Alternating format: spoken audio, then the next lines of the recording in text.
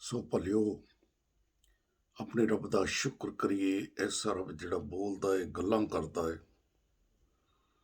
ਤੇ ਸਾਨੂੰ ਉਸ ਦੀਆਂ ਗੱਲਾਂ ਨੂੰ ਸੁਣਨ ਦਾ ਮੌਕਾ ਮਿਲਦਾ ਹੈ। ਤੇ ਜੇਕਰ ਮੌਕਾ ਮਿਲਦਾ ਹੈ ਤੇ ਉਸ ਦੀਆਂ ਗੱਲਾਂ ਨੂੰ ਬੜੀ ਗੌਰ ਨਾਲ, ਧਿਆਨ ਨਾਲ, ਤਵੱਜਾ ਨਾਲ ਸੁਣ ਲਈਏ ਤੇ ਅੱਜ ਆਪਣੀ ਸ਼ਨਾਖਤ ਵੀ ਜਾਣ ਲਈਏ। ਅਸੀਂ ਉਹ ਮਿੱਟੀ ਹੈ ਜਿਹੜੀ ਅੱਜ ਵੀ ਪੈਰਾਂ ਥੱਲੇ ਆ ਤੇ ਉਸ ਮਿੱਟੀ ਦੇ ਬਣਾਏ ਗਏ ਆ, क्योंकि पैदाइश 2 बाप 8 है दसती है कि खुदावंद खुदा ने ਜ਼ਮੀਨ ਤੋਂ ਮਿੱਟੀ ਲਈ ਤੇ ਫਿਰ ਇਨਸਾਨ ਨੂੰ ਬਣਾਇਆ ਤੇ ਇਸੇ ਮਿੱਟੀ ਦੇ ਵਿੱਚ ਫਿਰ ਉਹਨੇ ਇੱਕ ਐਸਾ ਖਜ਼ਾਨਾ ਰੱਖਿਆ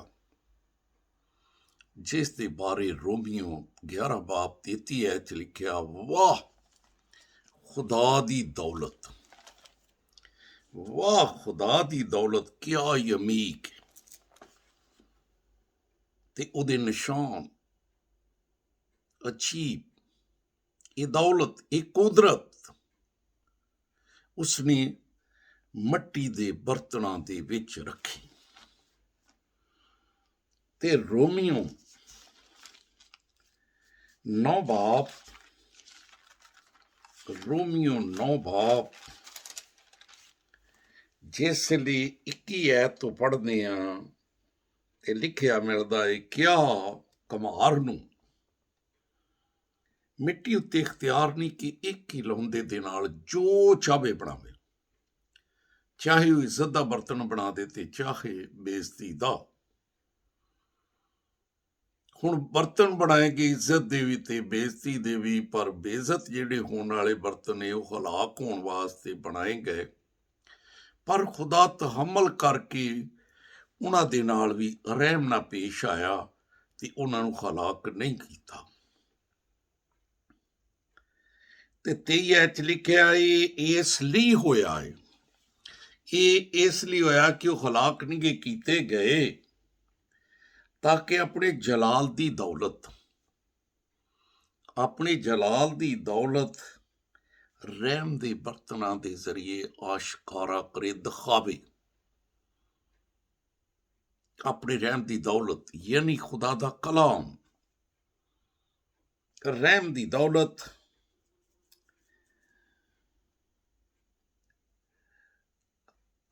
ਜਿਹੜੇ ਉਸਨੇ ਪਹਿਲੋਂ ਤੋਂ ਤਿਆਰ ਕੀਤੇ ਨੇ ਉਹਨਾਂ ਬਰਤਨਾਂ ਦੇ ਵਿੱਚੋਂ ਆਸ਼ਕਾਰਾ ਕਰੇ, ਦਿਖਾਵੇ।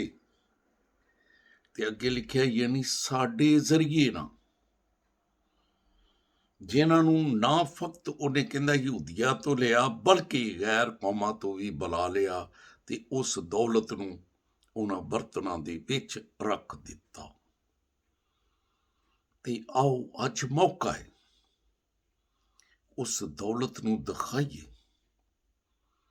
ਅੱਜ ਮੌਕਾ ਹੈ ਉਸ ਦੌਲਤ ਨੂੰ ਵੰਡੀਏ।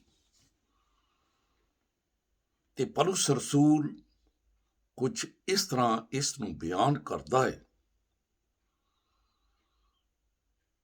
ਜਿਸ ਲਈ ਉਹ ਦੂਸਰਾ ਖਤ ਲਿਖਦਾ ਹੈ ਕਰੰਥਸ ਦੇ ਲੋਕਾਂ ਨੂੰ ਤੇ 4 ਬਾਪ ਚ ਕਹਿੰਦਾ ਹੈ, ਸਾਡੇ ਤੇ ਵੀ ਐਸਾ ਰਹਿਮ ਹੋ ਗਿਆ ਕਿ ਸਾਨੂੰ ਵੀ ਖਿਦਮਤ ਮਿਲ ਗਈ ਤੇ ਅਸੀਂ ਹਿੰਮਤ ਨਹੀਂ ਹਾਰਦੇ। ਉਸ ਦੌਲਤ ਨੂੰ ਦਿਖਾਉਂਦੇ, ਉਸ ਦੌਲਤ ਨੂੰ ਵੰਡਨੇ ਆ, ਅਸੀਂ ਹਿੰਮਤ ਨਹੀਂ ਹਾਰਦੇ। ਅਸੀਂ ਵੰਡਦੇ ਫਿਰਨੇ, ਅਸੀਂ ਹਿੰਮਤ ਨਹੀਂ ਹਾਰਦੇ। ਖੁਦਾਵੰਦ ਯਿਸੂ ਮਸੀਹ ਦੇ ਬਾਰੇ ਲੂਕਾ 13 ਬਾਬ 22 ਚ ਪਤਾ ਲੱਗਦਾ ਹੈ ਕਿ ਯਿਸੂ ਪਿੰਡ ਪਿੰਡ ਤੇ ਸ਼ਹਿਰ ਸ਼ਹਿਰ ਮਨਾਦੀ ਕਰਦਾ ਹੈ ਤੇ ਤਾਲੀਮ ਦਿੰਦਾ ਆਇਆ, ਯਰੂਸ਼ਲਮ ਨੂੰ ਵਾਪਸ ਜਾ ਰਿਹਾ ਸੀ। ਉਹ ਦੌਲਤ ਪਿੰਡਾਂ ਚ ਵੰਡੀ, ਉਹਨੇ ਸ਼ਹਿਰਾਂ ਚ ਵੰਡੀ।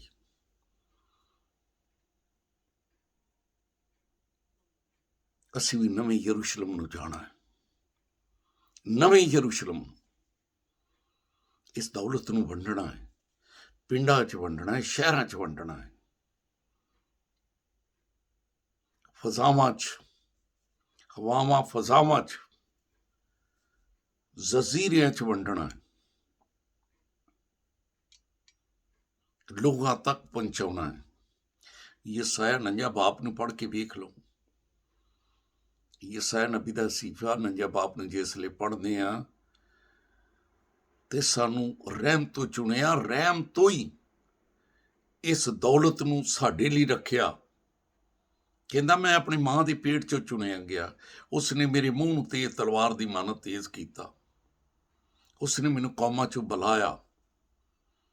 ਉਹਨੇ ਮੈਨੂੰ ਆਪਣੇ ਹੱਥਾਂ ਤਲੇ ਛਪਾਇਆ ਤੇ ਐਸਾ ਤੀਰ ਬਣਾਇਆ ਜਿਹੜਾ ਇਬਲੀਸ ਨੂੰ ਲੱਗੇ। ਤੇ ਫਿਰ ਕਹਿੰਦਾ ਮੈਂ ਖੁਦਾ ਨੂੰ ਆਖਿਆ, ਖੁਦਾਵੰਦ ਮੈਂ ਤੇ ਬੁੱਢਾ ਹੋ ਗਿਆ, ਹੁਣ ਮੈਨੂੰ ਸਮਝ ਆਈ ਮੈਂ ਤਾਂ ਆਪਣੀ ਤਾਕਤ ਜ਼ਾਇਆ ਕਰ ਛੱਡੀ।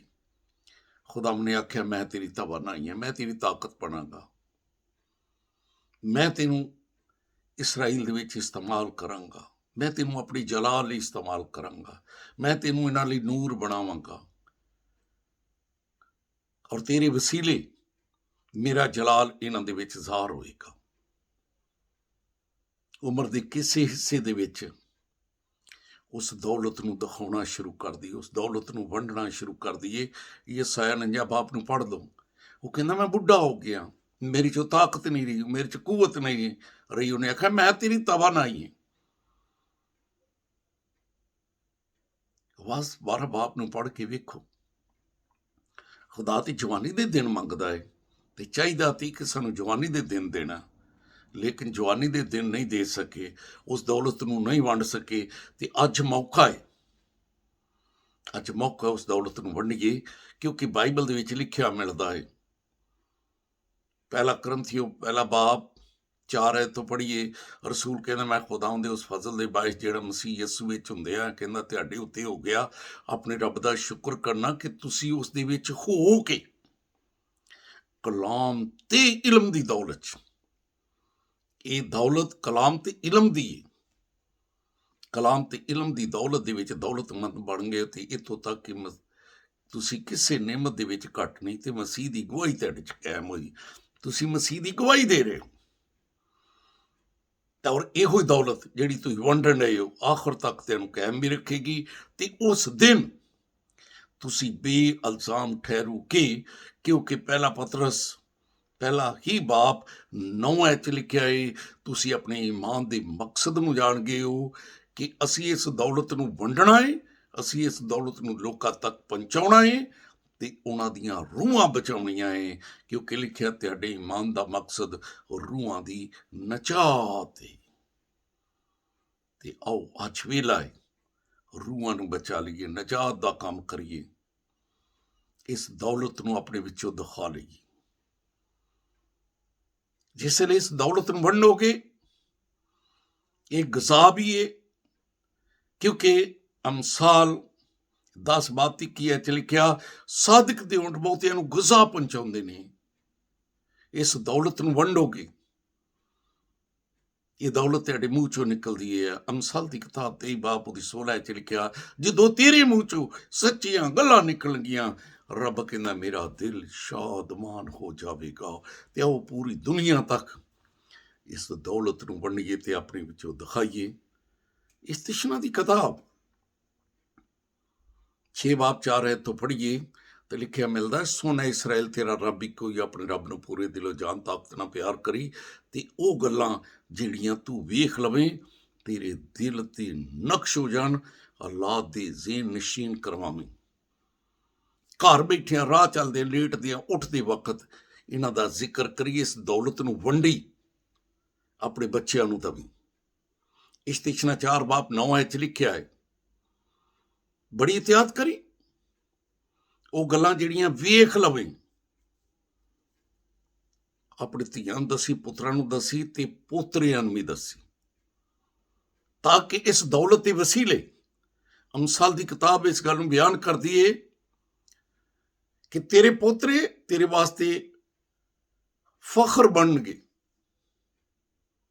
ਤੂੰ ਉਹਨਾਂ ਲਈ ਫਖਰ ਬਣੇਗਾ, ਉਹ ਤੇਰਾ ਤਾਜ ਬਣਨਗੇ ਜੇ ਤੂੰ ਦੌਲਤ ਵੰਡੇਗਾ। ਤੇ ਆਓ ਇਸ ਦੌਲਤ ਨੂੰ ਵੰਡਣਾ ਸ਼ੁਰੂ ਕਰ ਦਈਏ, ਚੰਗੇ ਰਹਿ ਜਾਵਾਂਗੇ। ਇਸ ਨੂੰ ਦਬਾ ਨਾ ਰੱਖੀਏ, ਬਲਕਿ ਅਮਸਾਲ 6 ਬਾਪ 9 'ਚ ਲਿਖਿਆ ਕਾਹਲ ਤੂੰ ਕਦੋਂ ਤੱਕ ਪਿਆ ਰਹਿਣਾ ਹੈ, ਕਿਸ ਵੇਲੇ ਨੀਂਦ 'ਚ ਉੱਠਣਾ ਹੈ। ਥੋੜ੍ਹੀ ਜਿਹੀ ਨੀਂਦ ਇੱਕ ਹੋਰ ਜਬਕੀ ਜ਼ਰਾ ਪੜੇ ਰਹਿਣੇ ਪਰ ਹਾਥ ਹੈ, ਤੈਨੂੰ ਠੱਗ ਲੈਣਾ ਹੈ, ਤੂੰ ਮਰ ਜਾਣਾ ਹੈ, ਫਿਰ ਕਿੱਥੇ ਇਸ ਦੌਲਤ ਨੂੰ ਲੈ ਕੇ ਜਾਵੇਂਗਾ। ਅੱਜ ਵੇਲਾ ਹੈ, ਦੁਨੀਆ 'ਚ ਵੰਡ ਤੇ ਖੁਦਾ ਨਾਲ ਮਿਲ ਕੇ ਵੰਡ, ਕਿਉਂਕਿ ਪਹਿਲਾ ਕਰੰਥੀ 3:9 ਦੇ ਵਿੱਚ ਰਸੂਲ ਕਹਿੰਦਾ ਹੈ ਅਸੀਂ ਖੁਦਾ ਦੇ ਨਾਲ ਮਿਲ ਕੇ ਕੰਮ ਕਰਨ ਵਾਲੇ ਹਾਂ, ਤੇ ਦੁਨੀਆ ਨੂੰ ਕਹਿੰਦਾ ਤੁਸੀਂ ਖੁਦਾ ਦੀ ਖੇਤੀ ਤੇ ਇਮਾਰਤ ਹੋ। ਆਓ ਉਹਦੀ ਖੇਤੀ ਵਿੱਚ, ਉਸ ਦੀ ਇਮਾਰਤ ਵਿੱਚ ਕੰਮ ਕਰੀਏ, ਇਸ ਦੌਲਤ ਨੂੰ ਵੰਡੀਏ। ਬਾਰ-ਬਾਰ ਦੁਨੀਆ 'ਚ ਨਹੀਂ ਆਉਣਾ। ਜ਼ਬੂਰ 6:5 'ਚ ਲਿਖਿਆ, ਬੰਦਿਆਂ ਤੋਂ ਕਬਰਾਂ ਚਲੇ ਗਏ, ਸ਼ੁਕਰਗੁਜ਼ਾਰੀਆਂ ਬੰਦ। ਹਾਂ, ਅਬਰਾਨੀਓ 9:27 ਦੱਸਦੀ ਏ, ਬੰਦਾ ਇੱਕ ਵਾਰੀ ਮਰੇਗਾ, ਉਸ ਤੋਂ ਬਾਅਦ ਉਹਦੀ ਅਦਾਲਤ ਹੋਏਗੀ, ਰੂਹਾਂ ਦਾ ਹਿਸਾਬ ਲਿਆ ਜਾਵੇਗਾ। ਅੱਜ ਮੌਕਾ ਹੈ, ਰੂਹਾਂ ਨੂੰ ਬਚਾਈਏ, ਦੌਲਤ ਨੂੰ ਵੰਡੀਏ, ਚੰਗੇ ਰਹਿ ਜਾਣਗੇ। ਖੁਦਾ ਹੁਣ ਤੇਰਾ ਖਾਦਮ ਹੁੰਦੇ, ਜਿਹੜਾ ਕਲਾਮ ਤੂੰ ਮੈਨੂੰ ਦਿੱਤਾ, ਉਸ ਕਲਾਮ ਨੂੰ ਮੈਂ ਪੂਰੀ ਦਿਆਨਦਾਰੀ ਨਾਲ ਤੇਰੇ ਲੋਕਾਂ ਤੱਕ ਪਹੁੰਚਾਏ, ਸੇਮਾਨ ਤੇ ਉਮੀਦ ਨਾਲ ਕਿ ਤੇਰੇ ਲੋਕ ਕਲਾਮ ਤੇ ਇਲਮ ਦੀ ਦੌਲਤ ਨੂੰ ਲੋਕਾਂ ਤੱਕ ਪਹੁੰਚਾਉਣ, ਵੰਡਣ, ਜ਼ਿੰਦਗੀਆਂ ਬਚਾਉਣ, ਈਮਾਨ ਦੇ ਮਕਸਦ ਨੂੰ ਜਾਣਨ ਕਿ ਸਾਡੇ ਈਮਾਨ ਦਾ ਮਕਸਦ ਰੂਹਾਂ ਦੀ ਨਿਜਾਤ ਹੈ ਤੇ ਅੰਜੀਲ ਦੀ ਮਨਾਤੀ ਹੈ। ਇਹ ਸਭ ਕੁਝ ਮੰਗਣਾ ਯਿਸੂ ਦੇ ਅਜ਼ੀਮ ਤੇ ਜਲਾਲੀ ਨਾਂ ਦਾ ਵਾਸਤਾ ਦੇ ਕੇ, ਆਮੀਨ। ਸੋ ਬਈ, ਕਲਾਮ ਨੂੰ ਲਾਈਕ ਕਰਨਾ, ਸ਼ੇਅਰ ਕਰਨਾ, ਬੈਲ ਦਾ ਬਟਨ ਦਬਾਉਣਾ,